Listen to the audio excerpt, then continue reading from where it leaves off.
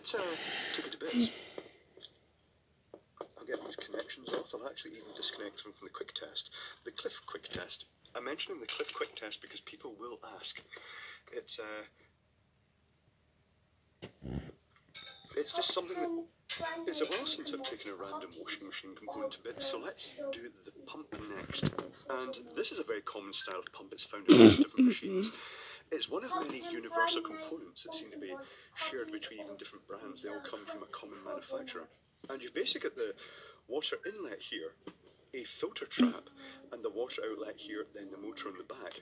And I can show you this when operating, or I can let you hear it operating because it's going to be quite noisy. It's running. It's noisier when you sit at the table because there is a bit of vibration to it, but it's not that noisy when it's supported. I mean, they really are not that noisy in operation.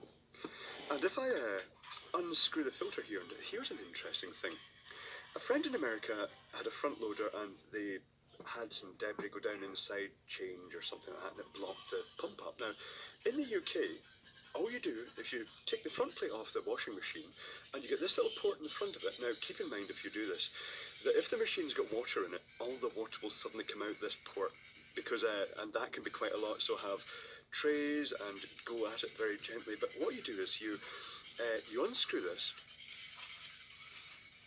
and it's a filter trap with a seal in it, and you can then not only get the debris that was caught in this filter, but you can actually then get access inside to the whole pump. I'll get a light here so you can see. In fact, now you can see the impeller. Let's power it up again. There we go. So that's the impeller, and it's a very simple system. The impeller doesn't even have a particular...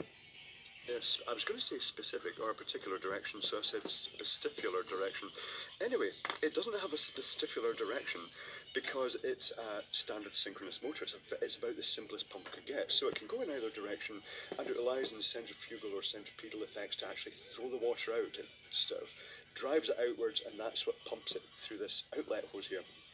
It's also worth noting that, well, this is the clamp used to put that hose on. When you squeeze this, you put the hose over, you put this over the hose first, you put the hose over this, and then you squeeze this in with pliers so that when you let it go, it grips it on tightly. But it's also got this little rubber flap.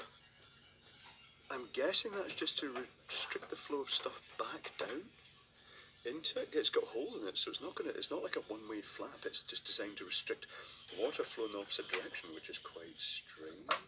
I know. It's also got this little port here.